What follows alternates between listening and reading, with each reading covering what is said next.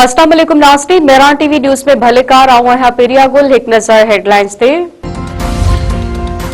अमरीकी सदर Donald Trump Iran जे जवाब खे रद्द करे छॾियो। डोनाल्ड ट्रंप चयो आहे त ईरान जे इनाम निहात नुमाइंदनि जो जवाब पढ़ियो आहे जेको मूंखे पसंदि न आयो। ईरान जो जवाब मुकमल तौर ते क़बूल न करणु चयो आहे। उन खां अॻु हिकु इंटरव्यू में डोनाल्ड ट्रंप चयो त ईरान खे एटमी हथियार रखण जी इजाज़त न ॾींदासीं। उन्हनि जो यूरेनियम हासिल कयो वेंदो। थी सघे थो त ईरान में ॿीहर हमला करणा पवनि। अमरीका ईरान में 70 सैकड़ो हदफनि खे निशानो बणाए चुको आहे। ईरानी अख़्तियारनि जो चवणु आहे त ईरान जे जवाब ते ट्रंप जे रद्द अमल जी का बि अहमियत नाहे। ईरान में मंसूबा ट्रंप खे ख़ुशि करण लाइ नाहिनि ठाहिया वेंदा। ईरानी अख़्तियारनि जो वधीक चवणु आहे त अमरीकी तजवीज़नि हद खां वधीक मुतालबन आॾो हथियार फिटा करण जे बराबरि आहे। जेकॾहिं अमरीकी सदर ईरान जे जवाब मां मुतमिन न आहे त उहो ई बहितर आहे।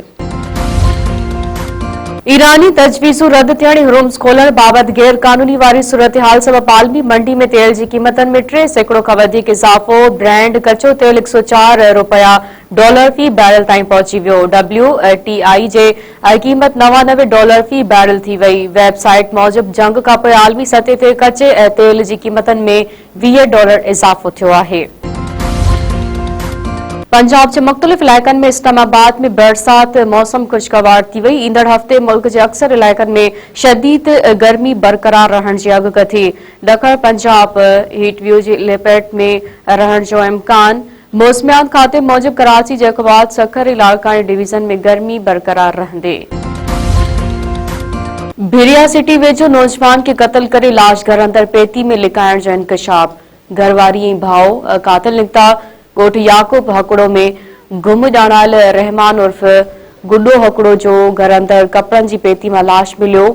इतला ते पुलिस पहुची मक़तूल जो लाश तहवील में वरितो। पोस्टमार्टम बाद वारसन हवाले। वारसन जो चवणु आहे त नौजवान खे हुनजी घरवारी गुलनाज़ हकड़ो ऐं भाउ सईद हकड़ो गॾिजी कत्ल कयो आहे। बदबू अचण ते पेती खोली त हुन मां लाश मिलियो। जवाबदार फरार थी विया आहिनि। कंदरा वेझो पुलिस ऐं ॾोहारियुनि में मुक़ाबलो। अहलकार शहीद, ASI ज़ख़्मी। खैरपुर रोड ते गश्ती पुलिस ऐं ॾोहारियुनि विच में मुक़ाबलो थी वियो। फायरिंग जी ॾेवट में अहलकार गुल मोहम्मद उर्फ गुलण तुनियो शहीद। ASI बख्तुल्ला तुनियो ज़ख़्मी, नाज़ुक हालत में सखर अस्पताल मुंतकिल।